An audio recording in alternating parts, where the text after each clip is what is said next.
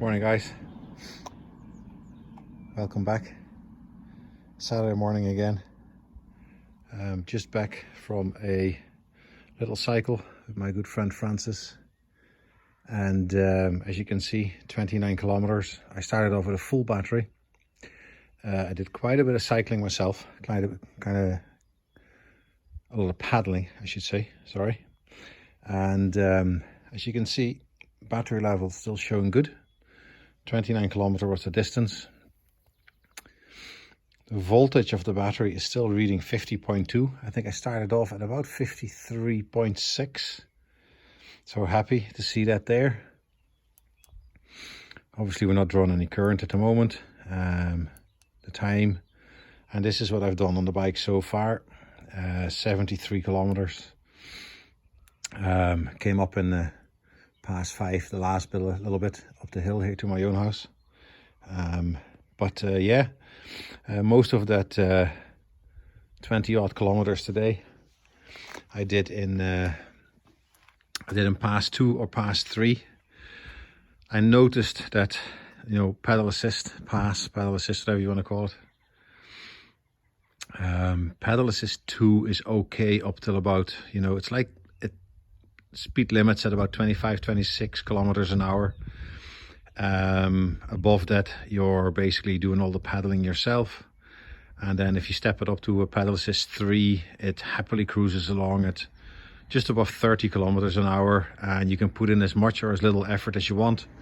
I put in quite a bit of effort this morning. I did another 22k cycle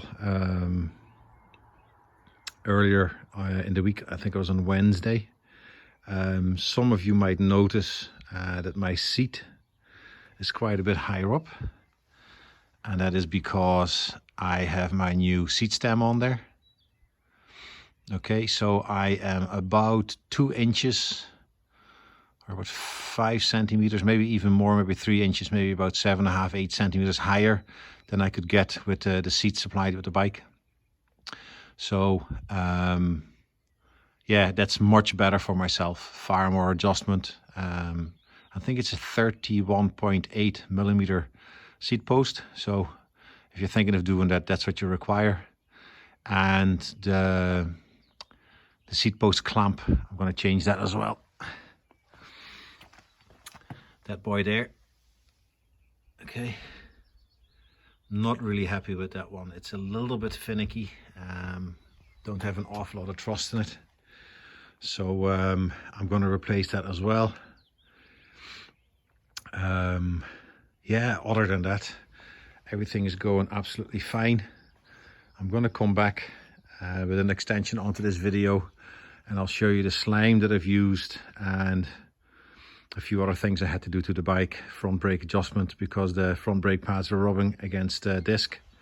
So that was a fairly straightforward fix, but you just need to be careful what you're doing. And a small change I made.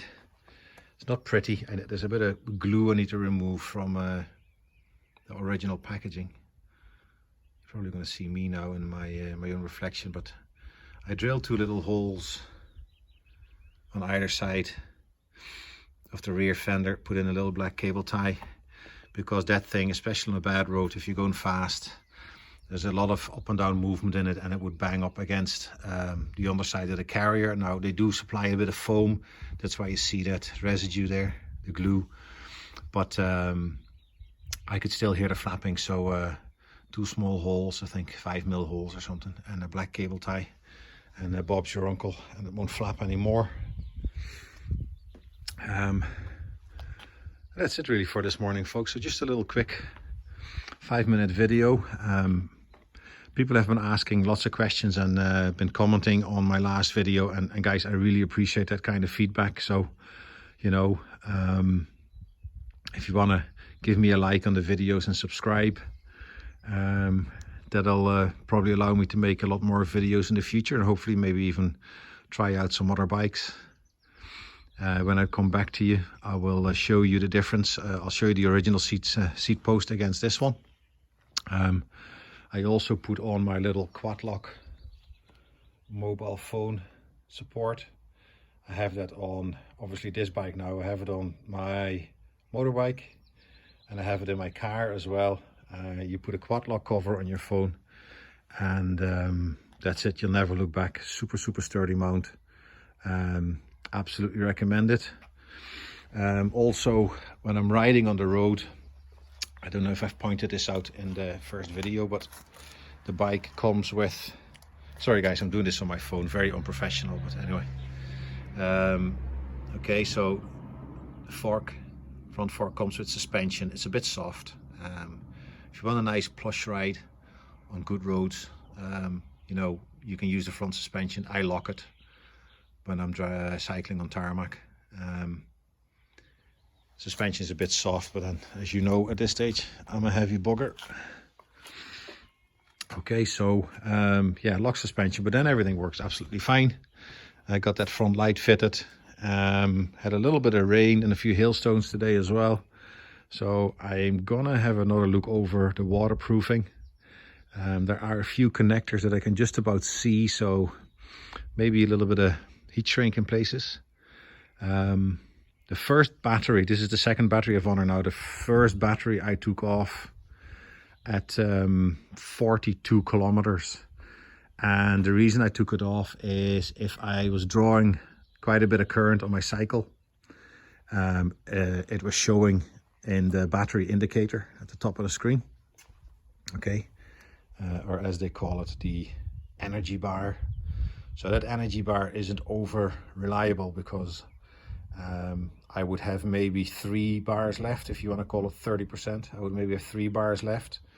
But then going up a steep hill and past the SIS 5, those 3 bars would disappear and the screen would start flashing.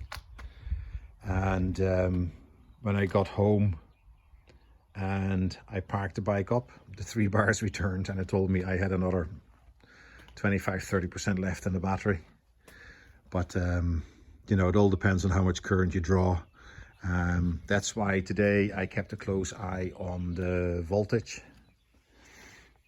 And I'm no expert on this yet, guys, so forgive me. But like I said today, 29 kilometers. And she's sitting at 50 volts, so that's good. I know that that's good. I had a really great cycle. And the battery is yeah, still in very good condition.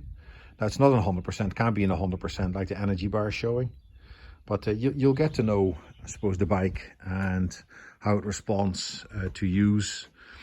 The cycle I did, I'll attach it onto the video. I used what do you call it, Relive, the app, for the first time today. And sorry guys, I'm still a little bit snottery as well. It's not going to be a very nice video.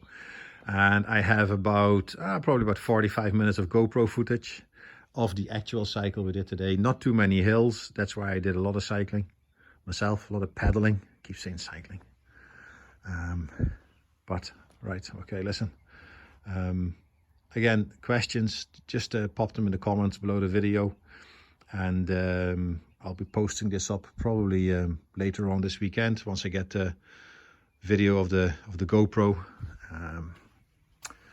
Just was a little bit creative yesterday and looked at my GoPro stash. So that's from a head strap. Took that off, screwed it onto this old cycling helmet, put on my old GoPro Hero 4. Probably need to invest in a newer style GoPro, maybe a Hero 7 or something with steady shot. That's the reason why I have it on the helmet and not on the handlebars, because on the handlebars here there was just way too much shake in it. Right guys, the sun is trying to peek through here. I'm going to go and have a shower, and I'll get back to you again very soon.